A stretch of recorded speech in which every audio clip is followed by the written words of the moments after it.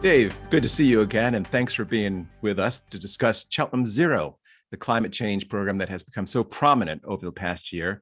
You're the CEO of Vision 21, which has been at the forefront of Cheltenham Zero. So you're so well placed to tell us about its development. Can we start by asking you to provide a brief overview of the initiative? Certainly. Cheltenham Zero is a partnership. It's a partnership between the business sector, the community sector, and the public sector. Initially, it just comprised Cheltenham Borough Council and Vision 21, but it's open to any organisation within the Cheltenham boundary. And what we're trying to do is to get Cheltenham to net zero carbon by 2030. We're doing this through a partnership approach. We want people to come, join the partnership, have a spirit of collaboration and cooperation, bringing together a commonwealth of knowledge that we can all use to help and advise each other. What are the main hurdles to achieving the program's objectives by 2030? And are the targets realistic and achievable? Some of the main hurdles are complacency and a lack of knowledge. Hopefully, we'll get past both of these with the partnership. Complacency, people are aware of climate change now. Weather patterns are changing. You see the news, fires are burning, floods are everywhere. So weather patterns change, that leads to climate change. People are aware, but a lot of people don't realize the extent of the emergency we are now in and the need to act now. And that's the biggest hurdle, is to get people thinking about what they can do now and actually get them to start cutting their carbon. So, building awareness and trying to motivate them. That's not an easy thing to do, but hopefully they'll see it. So how is Cheltenham Zero going to proceed following COP26, the International Climate Change Conference in Glasgow? Well, obviously, this is a really important conference. We've got to a very critical stage within the climate emergency.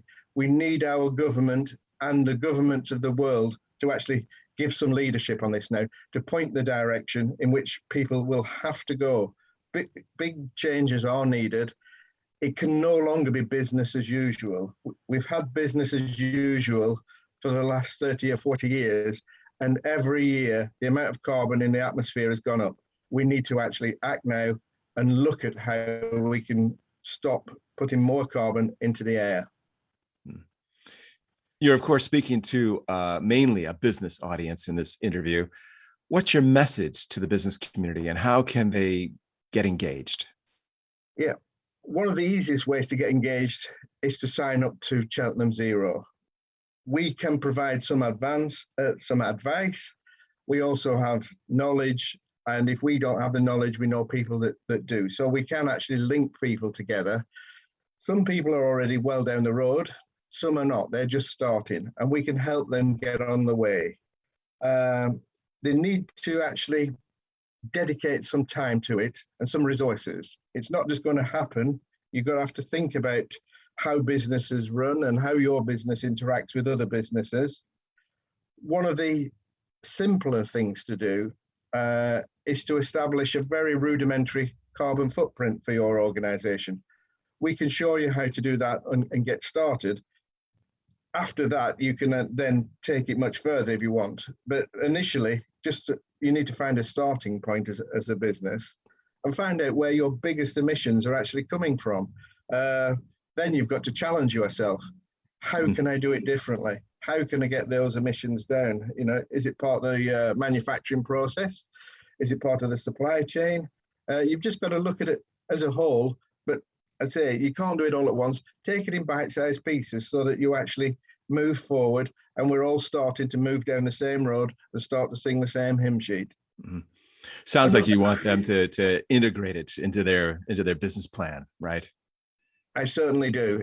It should be in every business plan now. What are you going to do to cut your carbon? You should be asking that question every day now, really. Say, right. How can I do it? We have to cut 45% of the carbon emissions across the world at the moment. we're talking millions and millions and millions of tons. But it may seem a little kind of hard to imagine that one company in Cheltenham or several companies can make a difference. But one molecule going into the air will stay in the air for 200 years. We've got to cut it down. We've got to get it down and get it down as quickly as possible. No, that's quite a message. What are the significant milestones ahead for Cheltenham Zero, finally, over the next 12 to 18 months? Yeah, we're still getting this thing going. We're contacting people. We're building the community. That's one of the first things we're doing. We have a number of organisations and businesses already signed up. We want more to join us. We are going to introduce a website very soon now, in which it will have a bottom-up approach. It's a standard website with good news stories on, but it's also going to allow people to actually put proposals forward or put questions for how do I do this? Does anybody know who does that? So that people can actually start talking to each other. What else do we want to do?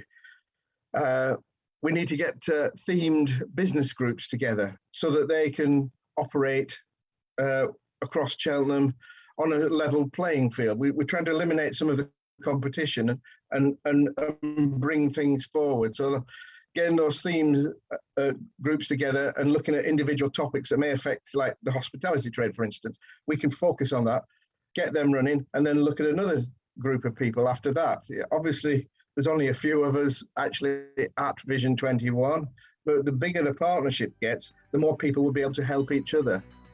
Great message going forward. So getting organized and building awareness. So, I mean, it's quite a challenge, but it's there. So, but Dave Entwistle, CEO of Vision 21, thank you very much for your time today.